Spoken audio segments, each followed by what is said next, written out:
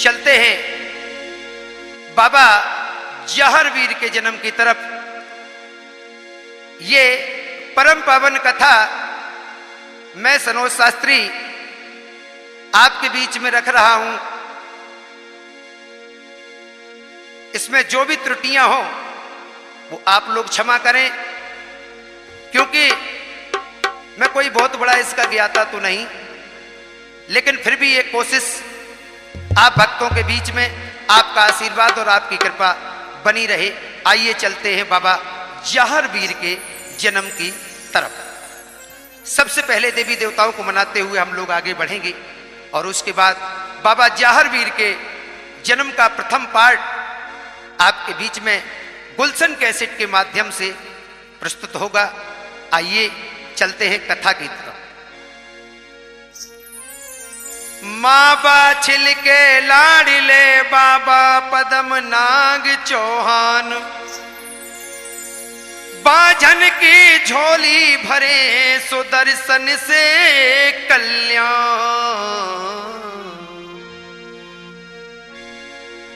मेरी गर्दी पे फेरी दे जइयो मेरे बाबा जहर वीर री।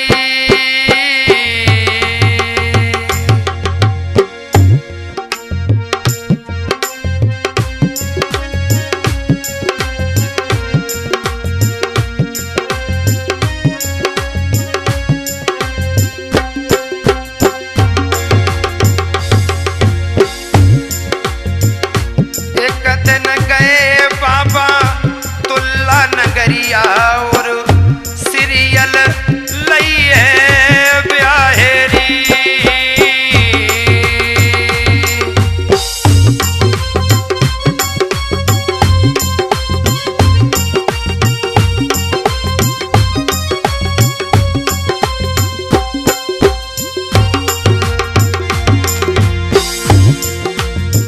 शेर ददरे बामे जन्म लयो रे मैया बाछिल के ओ ताररी।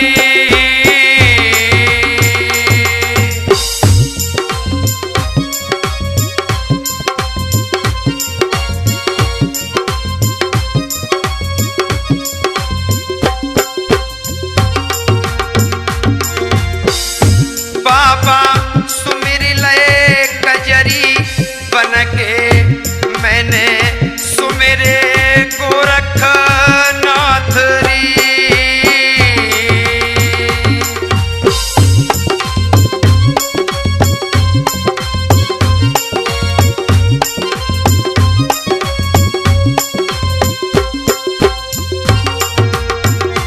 अरे 1400 चेला लेके फेरी लगाइयो बाबा गर्दी बैठियो आए री।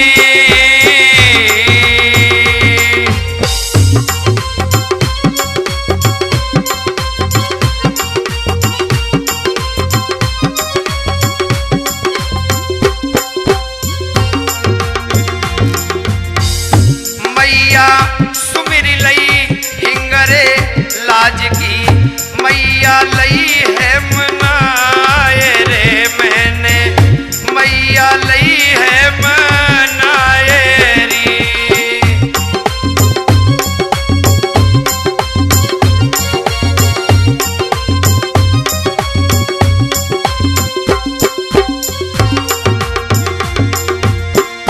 मैया 64 जोगिनी लियो 56 कलुआ वीर रे मैया 56 कलुआ वीर री।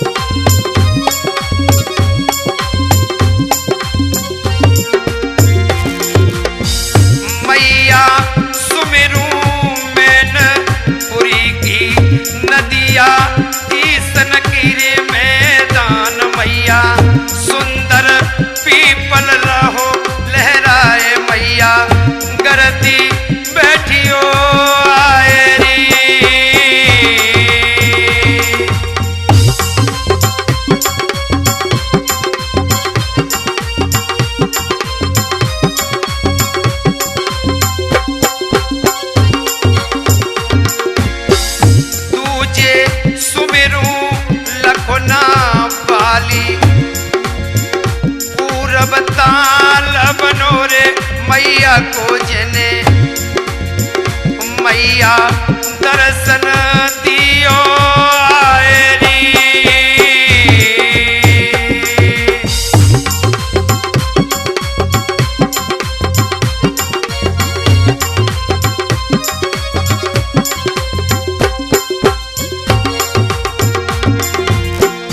बाबा सुमेरू पिलुवन वाले रूरा पाले लय मनाए मैंने रूरा पाले लय मनाया।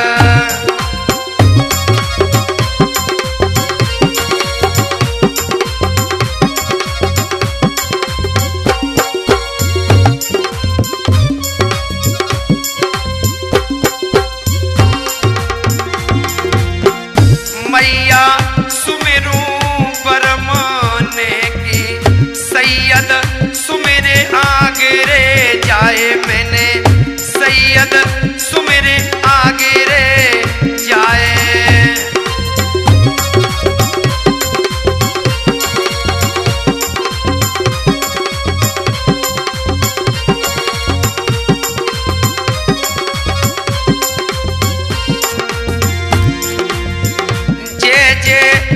हर वीर ओलिया धोरे बांगर के वीर जी।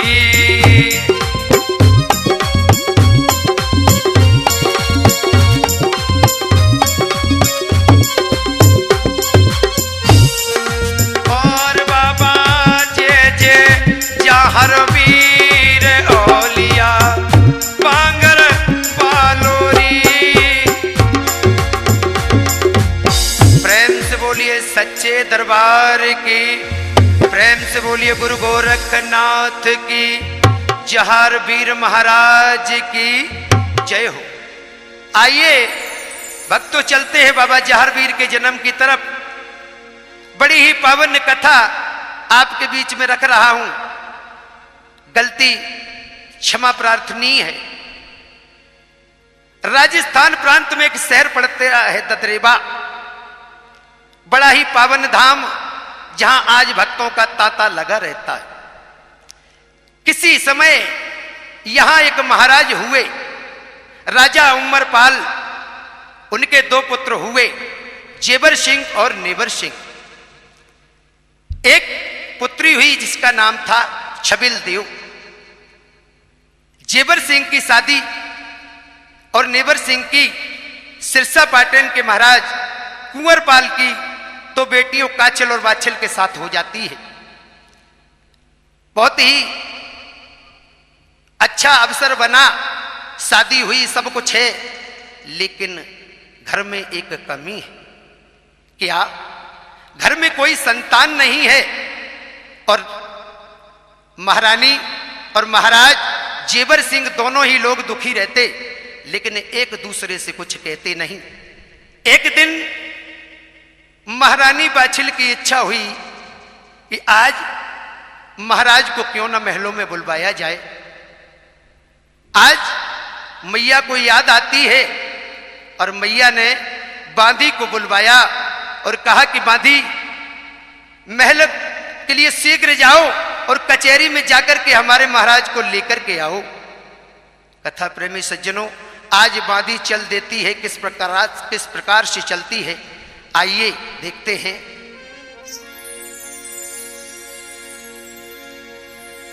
महलन से रे बांधी चली रे जतो चली राज दरबार रे।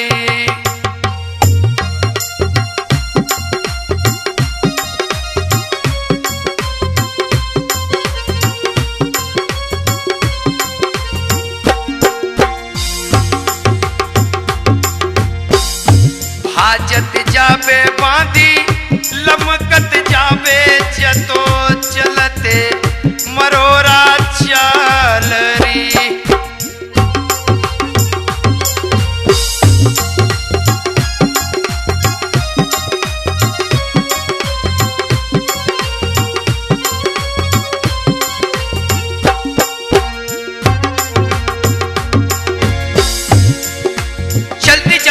बांदी महलों में पहुंच जाती है और जैसे ही राजा जेवर सिंह को देखा, दोनों हाथ जोड़ करके प्रणाम किए और बांदी ने क्या किया, कमल बेटा बेटा बांधी दे गई, मंद मंद मुस्कुराए जी।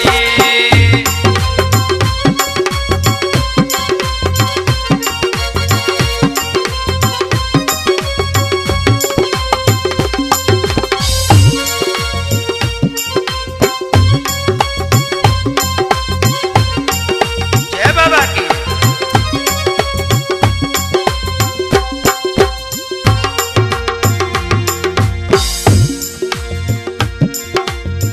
मैया बुलवाई रही राजा महलन तुमको राजा, चलो हमारे संग जी।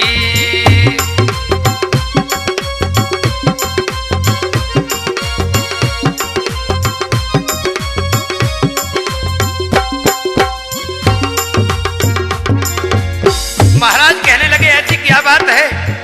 बांदी कहने लगी महाराज ये तो राजा रजवाड़ों की बात है, मैं नहीं जानता, लेकिन इतना कह सकती हूं कि महाराज ने आपको महलों में याद किया है।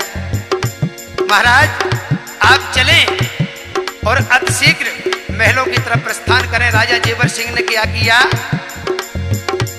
अब बंद कचेरी करे दई, घोड़ी पे बैस बारी।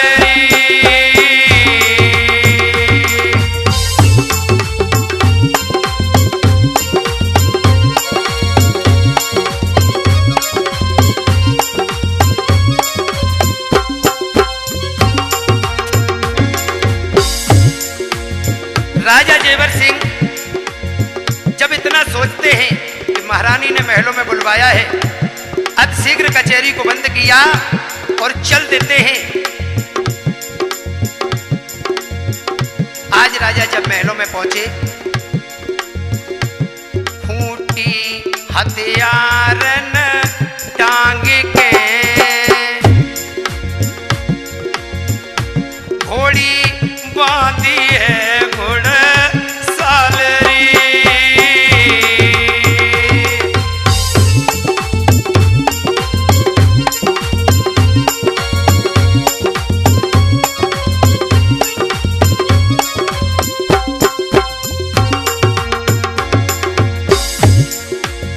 अपने हथियारों को खूंटी पर टांग दिया और घोड़ी को घुड़साल में बांध करके महाराज आज महलों की तरफ प्रस्थान करते हैं।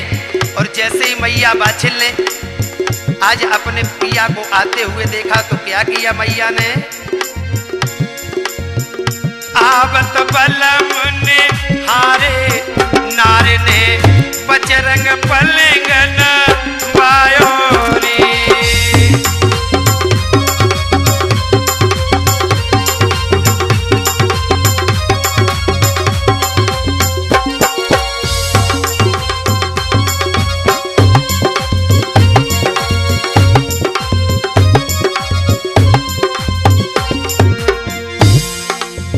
मैया ने बजरंग पलंग नवाया और क्या किया, मोर कली को बिजना लेके मैया ढोर पति पे प्यारे री।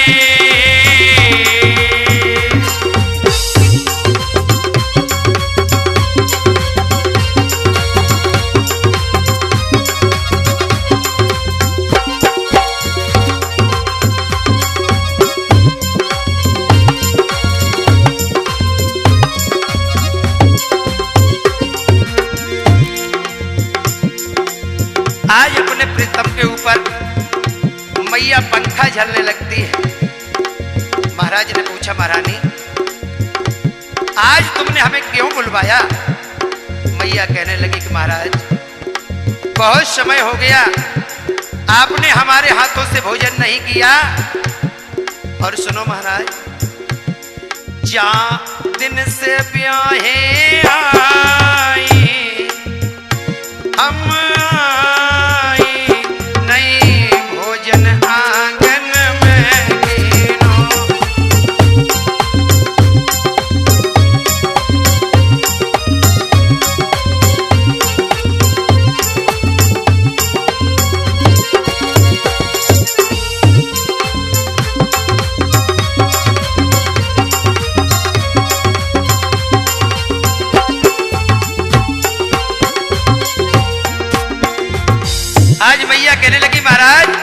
आपने मेरे हाथों से जब से आए हो भोजन नहीं किया, लेकिन आज तो आपको करना ही पड़ेगा।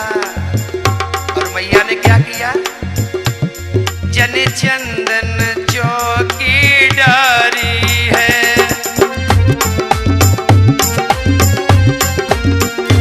जन चंदन चौकी डारी है, जन चंदन चौकी डारी है, भोजन की परसी थाली है, राजा बैठे आसन मारे, ओ मारे, राजा भोजन पर बैठ गए।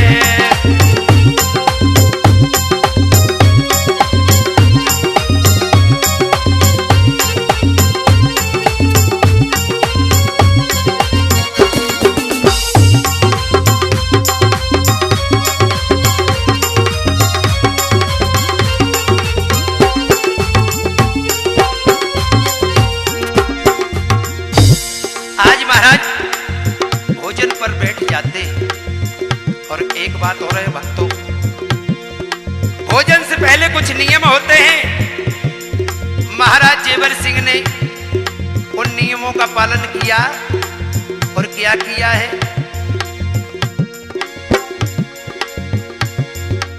और राजा पहलो तोड़ो ग्रास, ग्रास धर तीको दियोरी,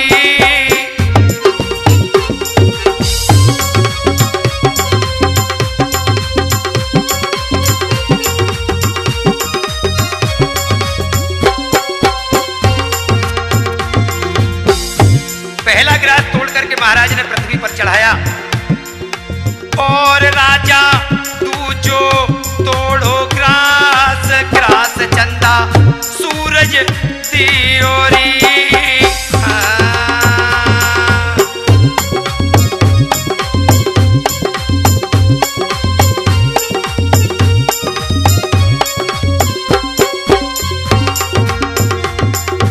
दूसरा ग्रास सूर्य और चंद्रमा को दिया। अरे राजा तीजो तोड़ो ग्रास, ग्रास गऊ माँ को दियोरी।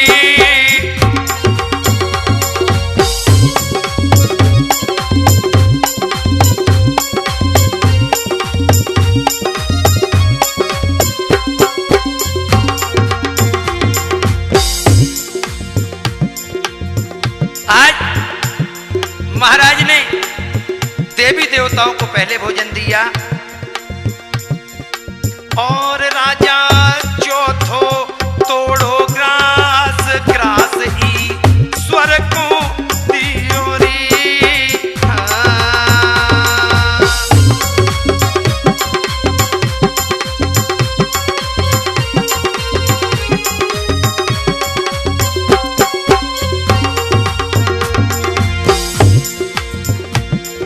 आज महाराज ने 4 ग्रासों को सर्वप्रथम देवताओं को दिया है, और जैसे ही 5वां ग्रास तोड़ करके अपने मुख की तरफ ले गए तो क्या हुआ? राजे आई गई कुंवर की याद, राजा भरहिल की गौरो,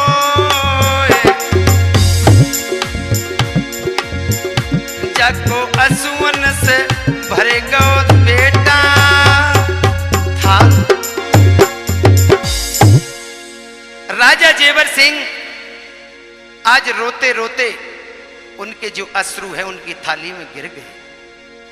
मैया बछिल अपने पिया को देखती है, और जैसे ही माँ ने देखा कि आज महाराज रो रहे हैं, माँ दौड़ करके आई और माँ ने कहा कि महाराज, अरे क्या हुआ?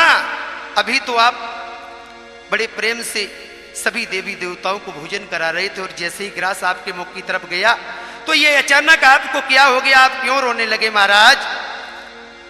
इतनी बात कही तो राजा कहने लगे कि रानी, आज यदि हमारे घर में कोई संतान होती तो कितना अच्छा लगता, क्योंकि मैं देखता हूं हमारे मंत्रियों के बच्चे जब उनके साथ बैठ करके भोजन करते हैं, हमारे सैनिकों के बच्चे जब उनके साथ बैठ करके भोजन करते हैं, तो काश हमारे भी दिल में एक बात आती है कि हमारा भी कोई पुत्र होता और हमारे साथ भोजन करता।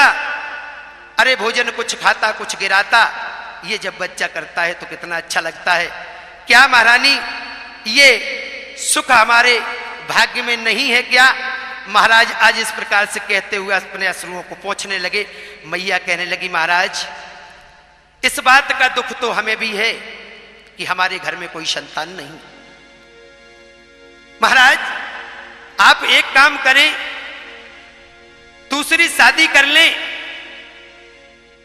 महाराज कहने लगे कि रानी सुनो,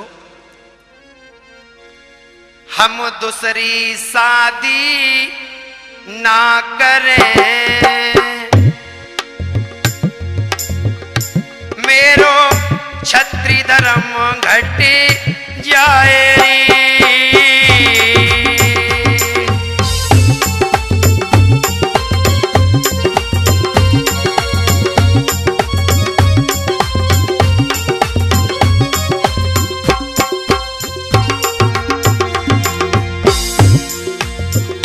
हम राजा चौहान बन सके,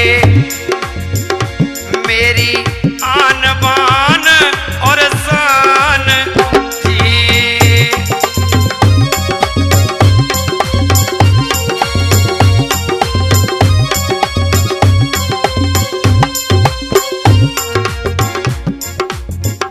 महारानी एक बात सुन लो, अगर उस परम पिता परमात्मा को पुत्र देना ही होता तो वो आपको ही दे देता।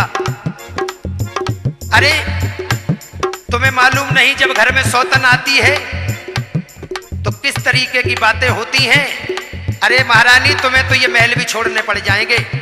मैया कहने लगी, महाराज कोई बात नहीं, मैं अपना समय एक बनखड़ और एक कुटिया में भी गुजार दूंगी, लेकिन आपको अगर पुत्र प्राप्ति का सुख होता है तो इससे बड़ा सुख मेरे लिए कोई हो नहीं सकता।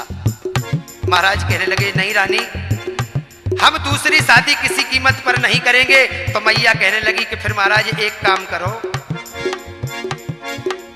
क्या? काशीपुरी बलम हमारे का पंडित ले बुलवाए,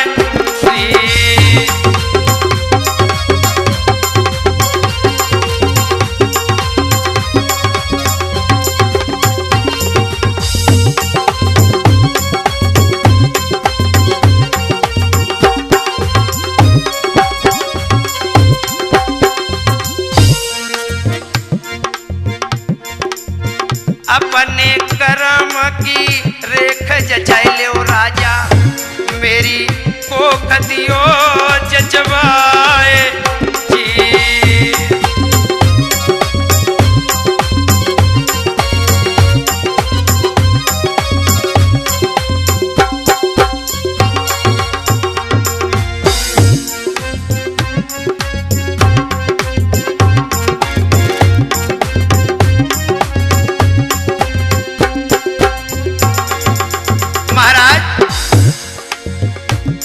काशीपुरी को एक चिट्ठी भेज दो, ब्राह्मणों को बुलवाओ, शायद वो ब्राह्मण हमारे बारे में कुछ बता सके। महाराज जीवर सिंह ने क्या किया है? पल नहीं देर करिए राजा ने जाने, चिट्ठिया दई लिखवाए जी।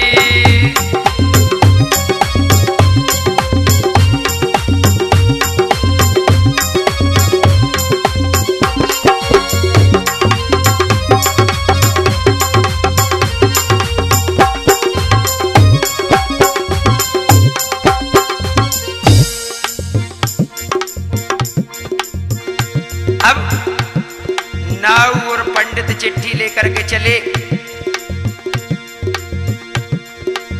चिट्ठिया लेके बेटा पहुंचे बनारस जाते, पंडित ले बुलवाए जी।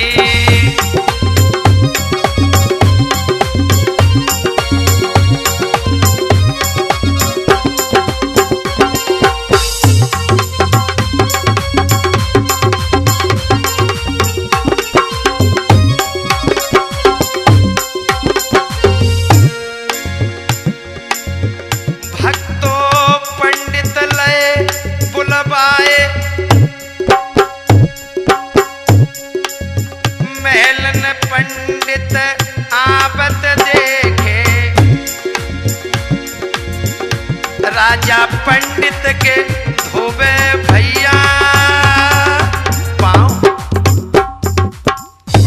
प्रेम से बोलिए सच्चे दरबार की। आज राजा ब्राह्मणों को बुलवा लेता है, ब्राह्मण आ जाते हैं। 101 ब्राह्मण काशीपुरी से चल करके आए हैं। राजा जेवर सिंह ने उनका बहुत स्वागत सम्मान किया, उनके चरण धोए और उन्हें बिठा करके उन्हें भोजन इत्यादि कराया। आज बड़ी सेवा की है राजा ने। लेकिन जब ब्राह्मणों को कुछ आराम करने का अवसर मिला, उसके बाद महाराज सभी ब्राह्मणों को बुलवाते और कहते कि बताओ जरा हमारे कर्म की रेख देख करके बताओ और महारानी की कोख देख करके बताओ, क्या हमारे भाग्य में संतान नहीं है? जैसे ही सभी ब्राह्मणों ने राजा की बात को सुना तो कर्म के अनुसार सभी ब्राह्मणों ने अपना अपना पंचांग खोला। पंचांग में खोल करके देखते हैं तो राजा की ग्रह दशा बहुत खराब है। लेकिन कोई इस बात को कहने के लिए तैयार नहीं। क्यों? राजा वाली बात शायद कहीं ऐसा हो कि राजा क्रोधित हो जाए और क्रोधित होने के बाद में वो हमें सजा दे दे। डर से कोई ब्राह्मण नहीं कह रहा है, लेकिन एक बूढ़े से ब्राह्मण जिनके पास अनुभव की कोई कमी नहीं थी, उन्होंने कहा, अपने मन में सोचा कि हम कुछ भी करें लेकिन अपने पंचांग के साथ हम धोखा नहीं कर सकते। जो इसमें लिखा है वही हम राजा को बताएंगे। महाराज कभी ब्राह्मण राजा की ओर देखता तो कभी पंचांग में। राजा संशय में पड़ जाते। राजा कहने लगे, महाराज आप क्या देख रहे हो? ब्राह्मण हाथ जोड़ करके खड़ा हो गया, कहने लगा, महाराज अब मेरी गलती क्षमा हो, लेकिन आपके 7 जन्मों तक कोई संतान नहीं। और कहने लगे ब्राह्मण, तेरे भाग्य में नाए कन्हैया सुनो रे राजा,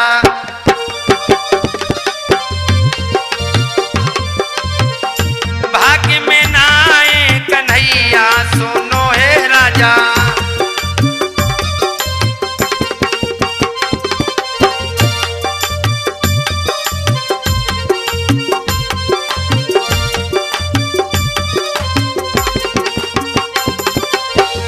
भाग्य में नाए कन्हैया सुनो ए राजा, भाग्य में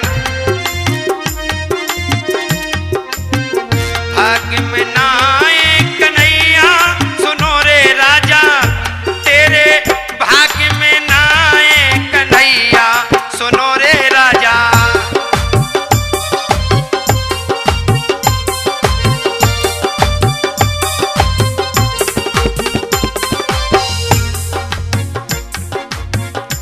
और ब्राह्मण कहने लगे, सुनो महाराज, एक जन्म की का करूं गिनती, एक जन्म की का करूं गिनती,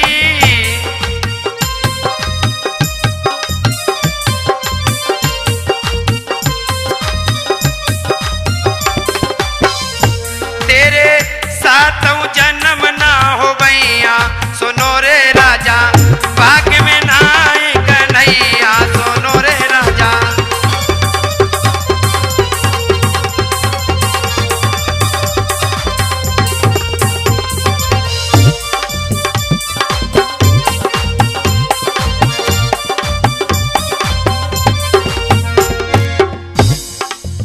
इतनी बात जैसे ही सुनी,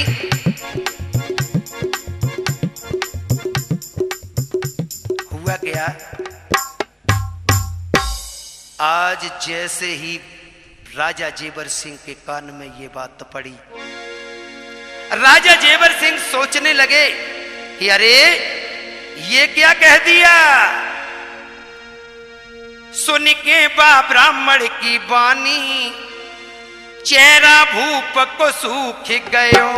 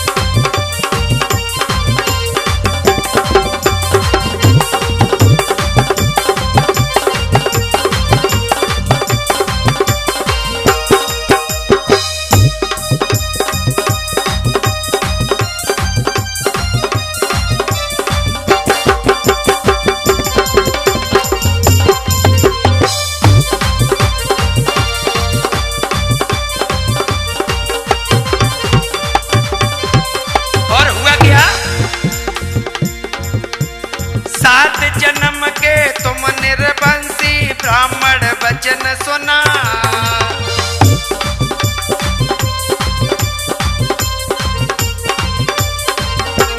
सात जन्म के तुम निर्बंसी ब्राह्मण बचन सुना।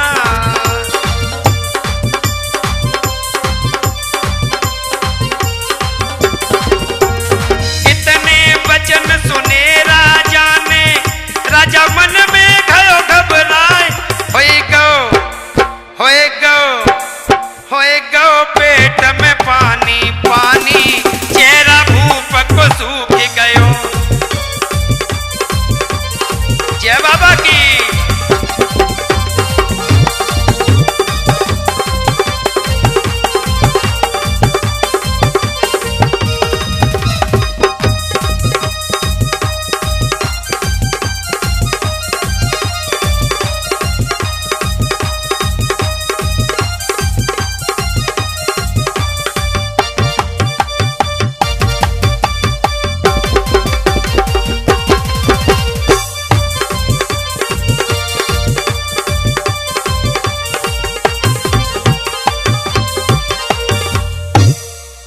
आज राजा ने जैसे ही इतने वचन सुने, ब्राह्मणों की बात राजा को आज बुरी लग जाती है और राजा ने सभी ब्राह्मणों को कैद करवा दिया। अब वैसे मैं इतना तो नहीं जानता कि कैद करवा दिया या क्या करवा दिया, लेकिन इतना जरूर जानता हूं कि कुछ पुराणों में लेख है कि बहुत ही अच्छे राजा थे और कई अनेक भक्तों के माध्यम से यह भी पता लगा है कि कैद करवा दिया गया। लेकिन जो भी हो, राजा ने ब्राह्मणों को कैद करवा दिया और क्या किया है। अरे एक राजा हरि से लगाए गयो डोर, ध्यान ही स्वर को धर लयो री।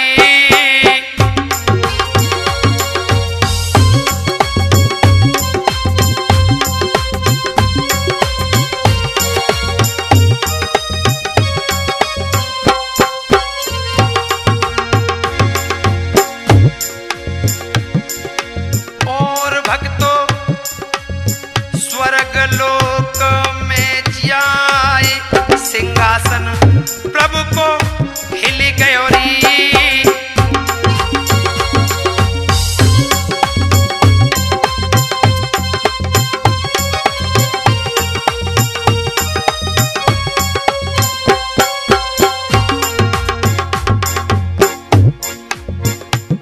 हुआ क्या, इधर भगवान का सिंहासन हिला और इधर क्या हुआ, करतल पीड़ा लए हाथ में नारद मुनि गया जी।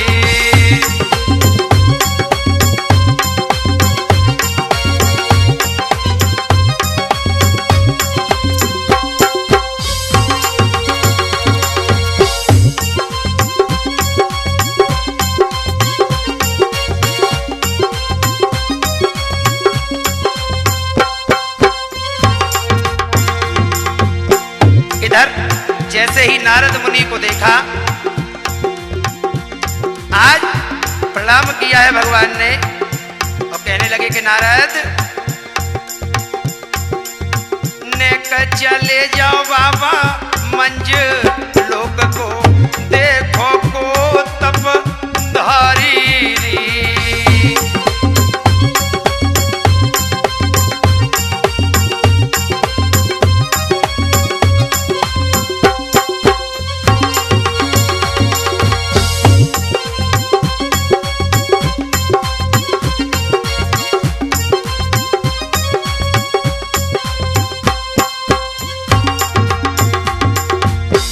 क्या हुआ, जैसे ही नारद जी ने आदेश पाया,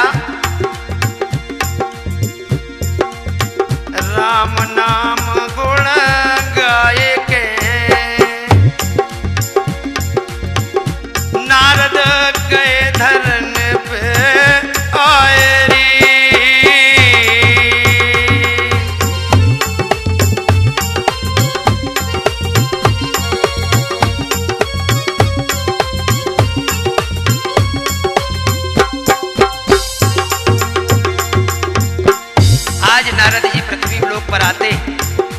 जब सारी हकीकत देख लेते हैं, पुनः भगवान के पास पहुंचते हैं और कहने लगे कि महाराज,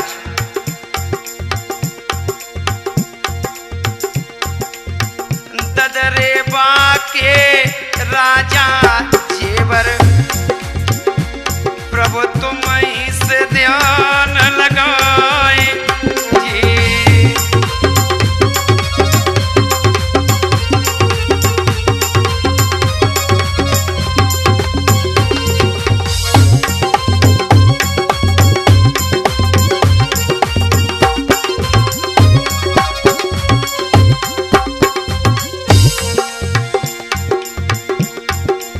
महाराज ददरेवा के महाराज राजा जेवर सिंह, जिनका आपसे ध्यान लगा है और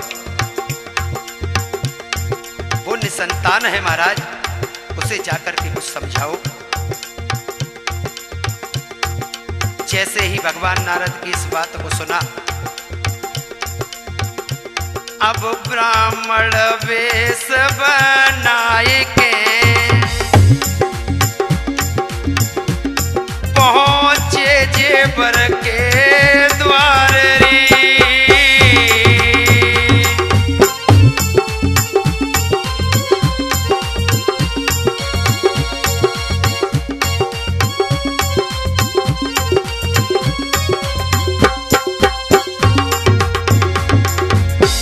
आज एक ब्राह्मण का भेष रख के भगवान पहुंच जाते हैं। कहने लगे, राजन, मैं तुम्हारे इस चेहरे को देख करके तुम्हारे दुख को भली बात समझता हूं, लेकिन यह समझ में नहीं आ रहा है कि तुम इतने ज्यादा चिंतित क्यों हो।